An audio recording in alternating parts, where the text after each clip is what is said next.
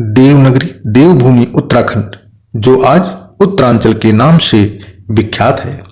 यदि हम कहें कि समस्त उत्तरांचल अपने आप में एक अलग ही लोक है तो कोई गलत नहीं होगा, क्योंकि समस्त उत्तरांचल देवभूमि यानी एक तीर्थ स्थान है, देवस्थान है। आज हम आपसे इसी देवभूमि में स्थित कर्णप्रयाग के बारे में, जी हाँ, कर्णप्रयाग, जहां अलकनंदा और पिंडर नदी का संगम होता है, उसके बारे में जानेंगे। मित्रों, यह कथा उस समय की है जब कर्ण युद्ध भूमि में अपनी अंतिम श्वासें ले रहा था। कर्ण की मृत्यु के समय भगवान श्री कृष्ण ब्राह्मण के रूप में कर्ण के सामने कर्ण की परीक्षा लेने के लिए जाते हैं और कर्ण से स्वर्ण दान मांगा।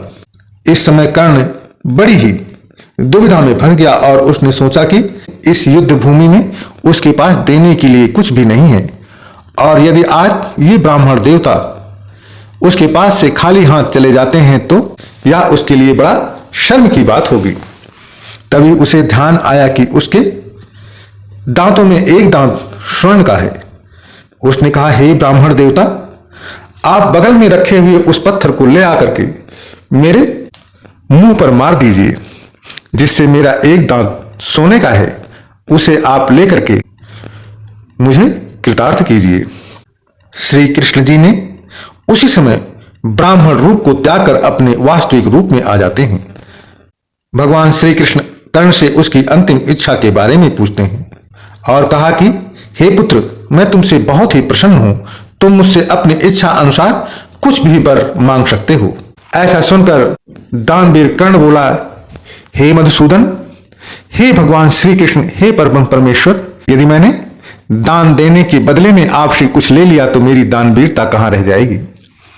कृष्ण जी उसकी इस बात को सुनकर और भी अधिक प्रसन्न हुए और उन्होंने कहा कि हे कर्ण, मैं तुम्हें आशीर्वाद के रूप में कुछ देना चाहता हूं, तुम बताओ तुम्हें क्या चाहिए।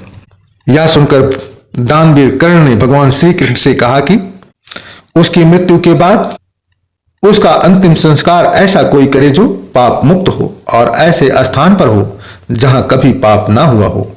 उसकी अस्थियां ऐसे स्थान पर प्रवाहित की जाएं जहां पहले किसी की अस्थियां प्रवाहित ना की गई हों। तो मित्रों, पूरी धरती पर ऐसा स्थान केवल सूरत के बरछा में ताप्ती नदी के तट पर केवल 1 इंच जगह मिली, जहां भगवान श्री कृष्ण ने 1 इंच भूमि पर कोहनी टिकाकर अपनी हथेली के ऊपर दानवीर कर्ण का अंतिम संस्कार किया। और उत्तराखंड के चमोली जिले में अलकनंदा और पिंड नदी का जहां पर संगम होता है, उस स्थान पर कर्ण की अस्थियों को विसर्जित किया, जिसे हम कर्णप्रयाग के नाम से जानते हैं। तो मित्रों, ऐसा था दानवीर कर्ण का चरित्र। हमारे इस प्रदर्शन के प्रति आप अपने विचार को कृपया कमेंट के माध्यम से अवश्य व्यक्त कीजिएगा। धन्यवाद। प्रेम से बोलिए जय श्री हरि महाविष्णु जी की।